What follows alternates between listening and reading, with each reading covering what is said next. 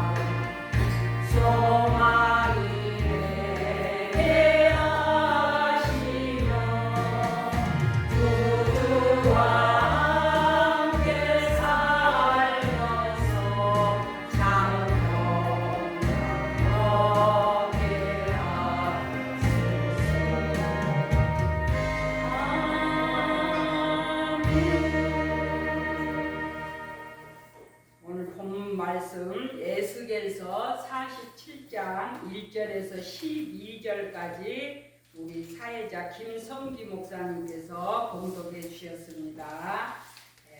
12절 한 구절만 제가 더 봉독하겠습니다. 강 좌우가에는 각종 먹을 가실나무가 자라서 그 잎이 시들지 아니하며 열매가 끊이지 아니하고 달마다 새 열매를 맺으리니 그 물이 송소를 통하여 나옴이라. 그 열매는 먹을만하고 그 잎사귀는 약재료가 되리라. 오늘 말씀의 제목은 은혜의 강물의 발원지입니다. 에스겔은 제사장입니다. 에스겔 사역은 하나님의 심판의 원인이 된 죄악들을 사전에 방지하고 하나님의 언약을 준행함으로 장차 받을 하나님의 축복을 백성들에게 확신시켜주는 일이었습니다. 1장에서 24장까지는 예루살렘에 하나님의 심판이 가까이 왔다는 사실을 알리기 위함이었습니다.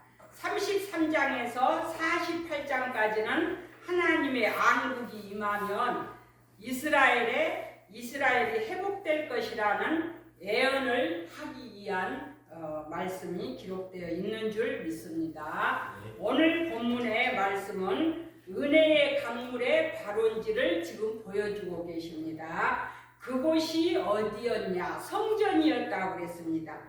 요한복음 2장 21절에서도 보게 되면 예수님이 자기 몸을 성전인 것으로 말씀하신 대목이 있습니다.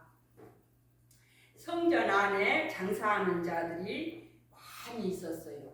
그때 예수님께서 내 집은 만민이 기도하는 집이다 하고 장사하는 사람들을 상을 얻고 다 쫓아내는 그런 사건이 있었죠. 그러니까 유대인들이 예수님에게 당신이 무슨 표적을 보여주시기 위해서 이렇게 화를 내느냐고 예수님께 그렇게 말을 했을 때 예수님이 엉뚱한 대답을 하시죠. 너희가 이 성전을 헐라 내가 3일 만에 성전을 다시 지으리라 그렇게 말씀이 기록되어 있습니다. 그거는 성전이 예수님이 미리 말씀을 하신 것입니다. 자, 첫 번째로 성전을 사모하는 은혜가 있기를 우리가 바랍니다. 47장 1절에서 2절까지는 이 은혜의 강물이 성전 문지방에서 흘러서 동으로 흐르다가 전 우편, 제단 남편으로 흐르더라 이렇게 기록되어 있습니다. 하나님으로부터 흘러내리는 은혜의 물을 우리가 사모하는 우리 모두가 되시기를 바랍니다. 은혜의 물이 내 삶 가운데 흘러내리면 잃어버렸던 기쁨 또 행복도 우리가 모두 회복될 줄로 믿습니다. 8절을 보게 되면 흘러내리는 물로 바다의 물이 되살아났다고 그랬습니다. 8절을 한번 보시겠습니다. 8절 그가 내게 이르시되 이 물이 동쪽으로 향하여 흘러 아라바로 내려가서 바다에 이르리니 이 흘러내리는 물로 그 바다의 물이 되살아나리라. 이 성전에서부터 흐르는 이 물이 바다까지 흘러 들어가매 바다가 살아나고 고기가 살아나는 역사가 일어난 줄로 믿습니다. 바로 성전에서 끊어진 은혜의 강물이 흘러내릴 때 모든 것이 살아난다는 그런 말씀이 되겠습니다. 우리가 성전을 가까이 하는 것이 그것이 바로 복인 줄로 믿습니다. 모세가 시내산에서 40일을 기도하고 내려오지 않고 있죠. 그리고 이제 많은 율법과 이제 법도를 다 하나님 앞에 받아가지고 기록을 했지만은 그 중에서 이제 하나님이 성전을 지으라고 말씀을 하십니다. 그래서 이제 에스겔 출애굽기에서 보게 되면은 하나님의 성전, 성막을 지으는 그 영을 받아가지고 오는데 이 모세가 하나님을 만나려고 하면은 꼭 산으로 올라갔어요. 산으로. 그래서 거기에서 하나님을 만나고 하나님께 말씀을 받아가지고 오셨는데 이제 하나님을 이제 만날 수 있는 길이 아주 가까워졌죠. 그것이 성막입니다. 성막을 짓고 나서 성막에 낮에는 구름기둥 또 밤에는 불기둥으로 하나님이 그 성막을 싸고 계신 줄로 믿습니다. 그리고 그 불기둥과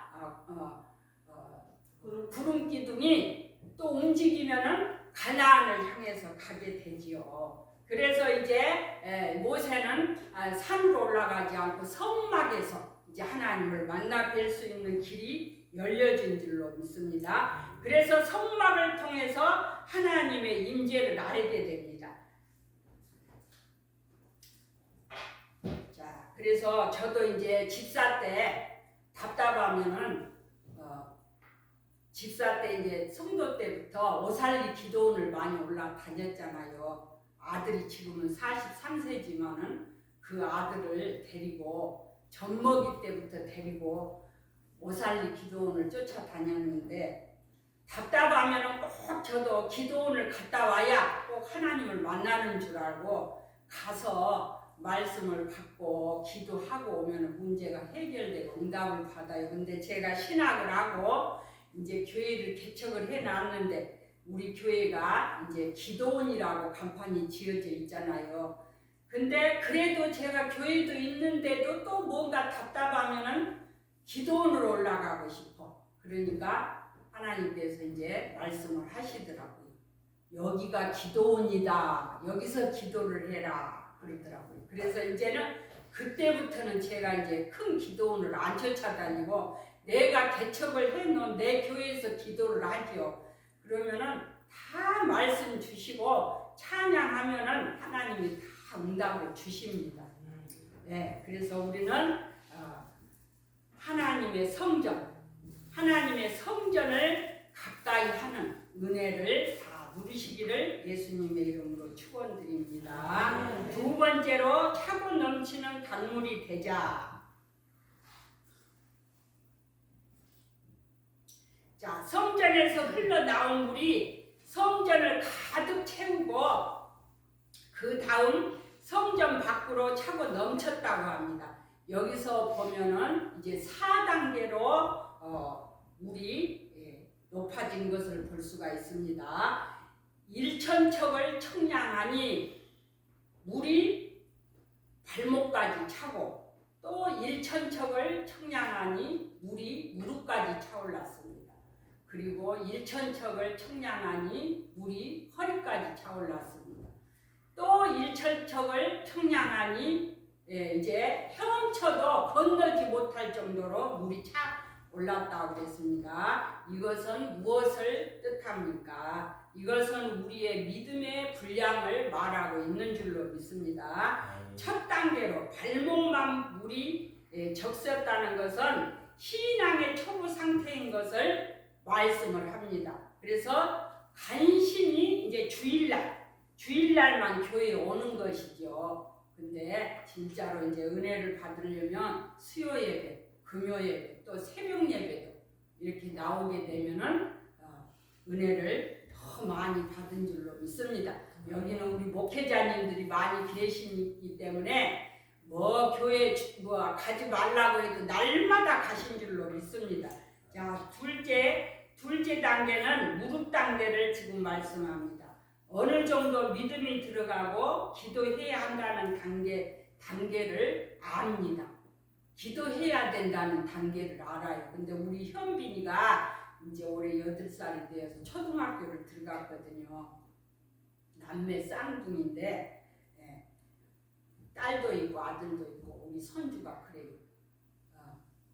아들 하나에서 두 남매를 얻었으니까 큰 축복을 받았죠. 우리 현빈이가 요즘은 이제 그 동영상 스마트폰에 또 컴퓨터에도 그러고 타이타닉 배를 그렇게 나한테 보여줘. 그러면서 할머니 이 저기 배를 봐. 이제 금방 빙산이 앞에 나타나서 부딪혀서 배가 물이 들어올 거라고 막 그러면서 보여줘. 할머니 빙산이 안 부딪히게 빨리 기도해. 막 이래요. 그래서 내 속으로 벌써 배는 다 부딪혀가고 저 대서양 바다에서 지금 배가 다 까파져가지고 밑으로 가라앉아 있는데 그래도 우리 현빈이가 보여주면서 할머니 기도해 이런 소리가 너무 기특하더라고. 그래서 이상 이제 서당 때 3년이면 풍어를 얻는다고 할머니한테 한 4살까지는 크고 유치원 가고 이제 학교를 갔잖아요. 교회 생활을 했잖아요. 그러니까 이상 할머니 기도해 그 소리가 너무 기특해요.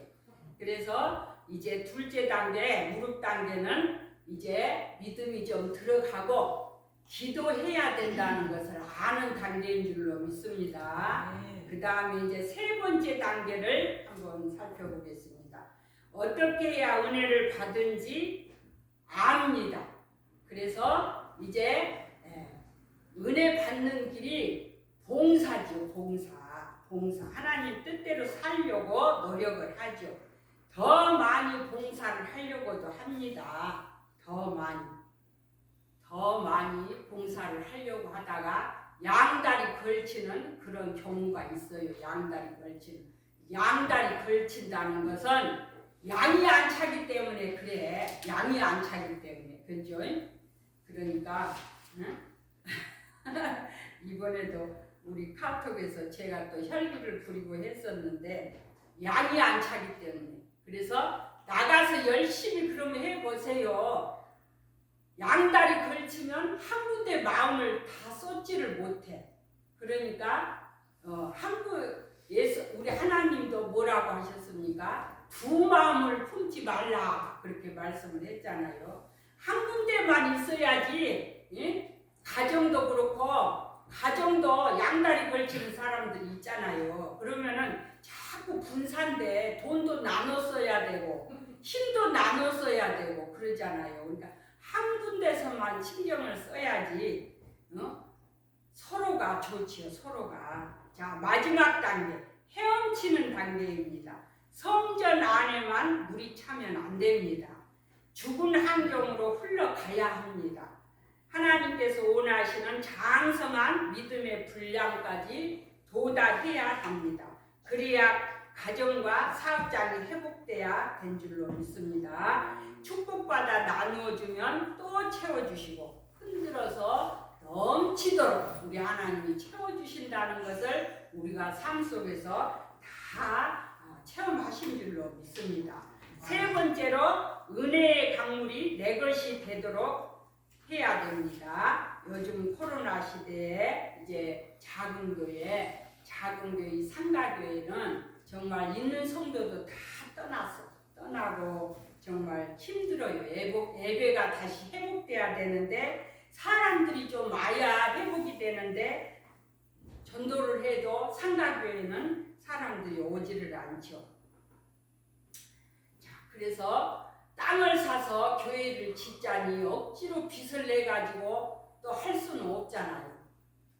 이제는 또 하고 싶어도 힘이 안 돼. 힘이 이제는 하나님이 큰 성전을 준다고 해도 힘이 모자라서 못할 것 같고 그러죠. 그래서 이제 땅 사서 지어야 정말 성도들이 그냥 와서 등록을 하고 그런 역사가 일어나는데, 자, 오늘 본문에서 보면은 하나님의 성전에서 흘러나온 물이 흘러가는 것이 살아나는 역사가 있었습니다. 8절에서 12절까지 이제 보게 되면은 이제 그런 역사가 일어나고 있지요. 근데 거기에서 11절에서 보면은 진펄과 갯벌은 살아나지 못하고 소금 땅이 될 것이며 그 말씀이 있어요. 11절에. 그래서 여기에서 보면은 진펄과 갯벌은 문자적으로 진흙구덩이를 말을 합니다. 진흙구덩이, 웅덩이를 말한다고 그랬습니다. 예를 들면은 서해안에 바닷물이 들어왔다가 물이 이제 나가게 됩니다. 근데 물이 이제 썰물 때 물이 나가다가 갯벌에 이렇게 파여진 웅덩이가 있어요. 거기에 이제 물이 조금씩 다 고이잖아요. 고이면은 이제 햇볕이 나면은 물이 다 증발해. 그러면은 거기에 소금이 돼. 소금이 돼요. 그래서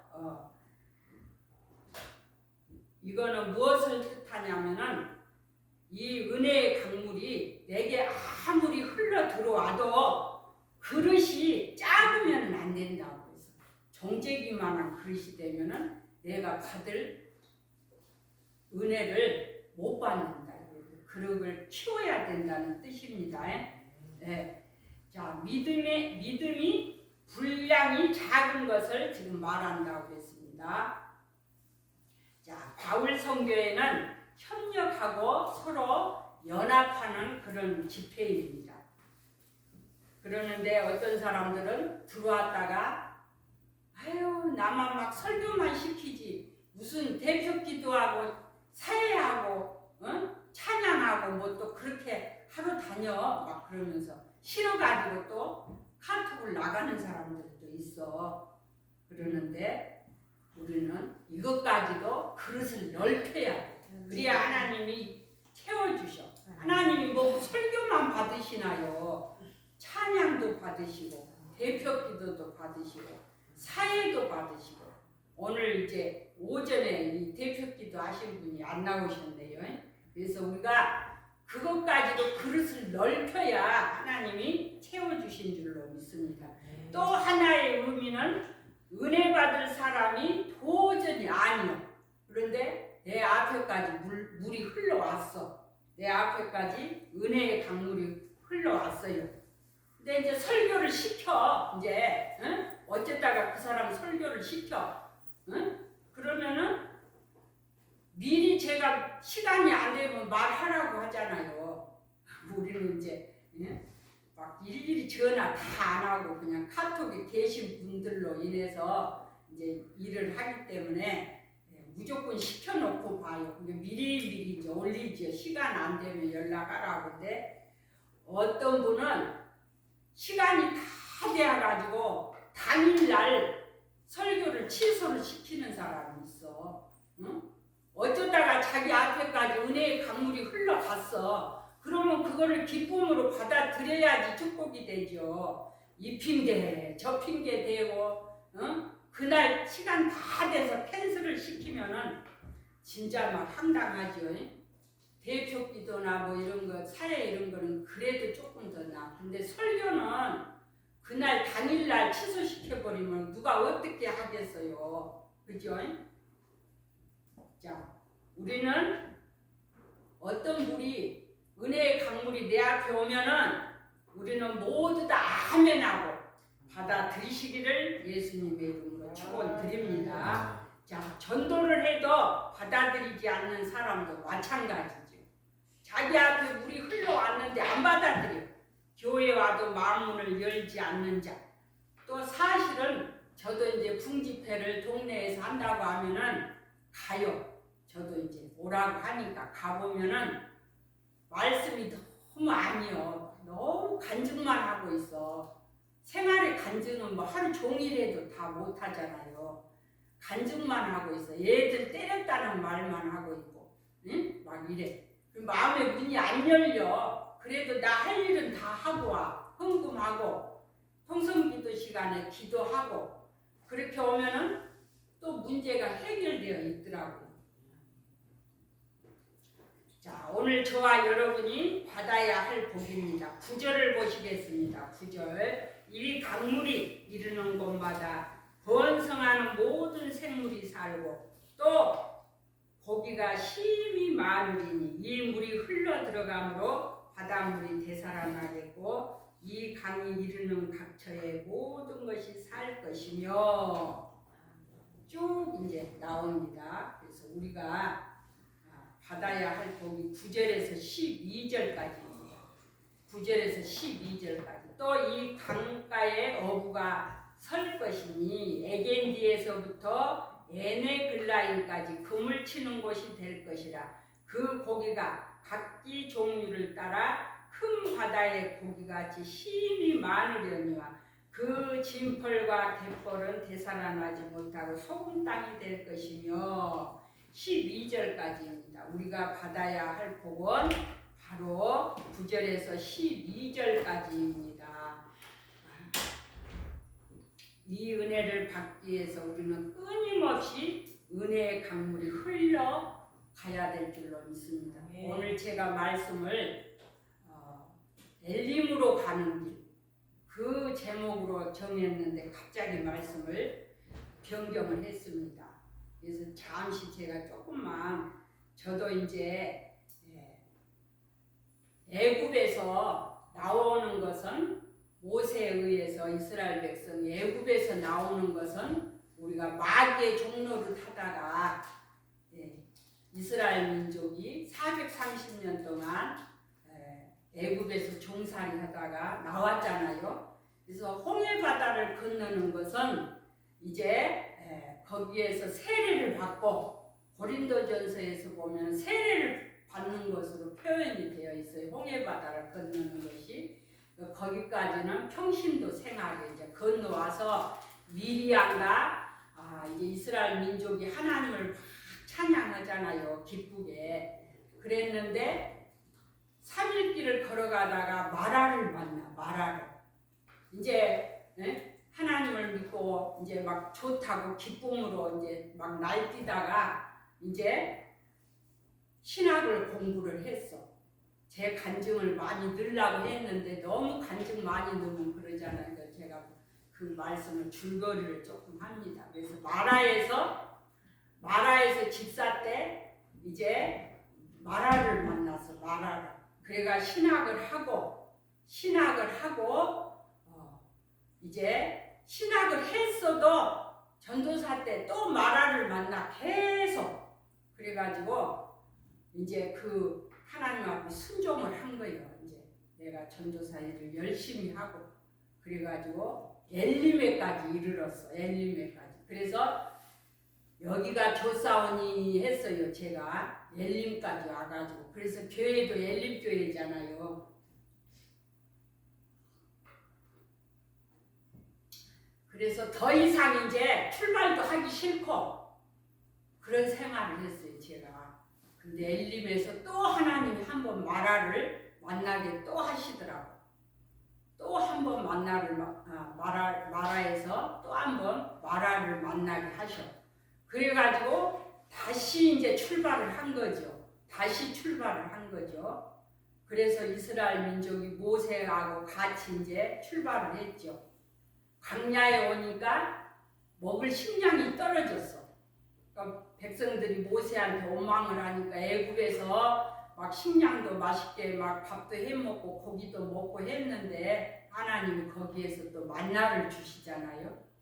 만나를 또 주셨고 또 느비딤에 와가지고 아말렉과 또 싸움이 또 생기죠. 그러니까 모세가 아론과 훌을 데리고 산에 올라가서 하나님 앞에 기도를 하죠.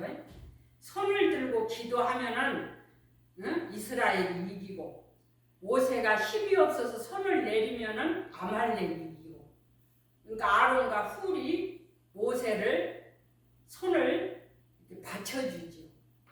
받쳐주고 이제 지금 제가 딱 그런 상황이에요. 그래서 모세가 혼자 이제 이스라엘 백성을 관리하고 재판하고 이런 것을 모세 장인 이드로죠. 이드로가 그거를 보고 혼자 일하기가 너무 힘드니까 50부장, 100부장, 1000부장을 세우라고 했잖아요. 그래가지고 또 세우고 그렇게 해서 이스라엘 민족을 데리고 가나안을 향해서 지금 가고 있습니다. 그래서 제가 이제 가나안에서 출발했다는 것을 알으시면 돼. 그건 뭐냐? 우리 바울 선교회인 것 같아. 응? 그리고 제가 애기만 키우고 전도도 안 했어.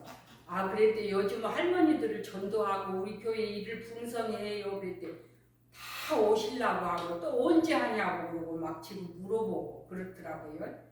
그러니까 제가 오늘 이 말씀을 엘림으로 가는 길을 준비했다가 제가 이 말씀을 완전히 바꿨어요. 그래서 조금 제가 줄거리를 해드렸습니다. 자, 우리는 이제 끊임없이 이 은혜의 강물을 사모하시기를 예수님의 이름으로 축원드립니다. 기도하시겠습니다. 하나님 아버지 감사합니다.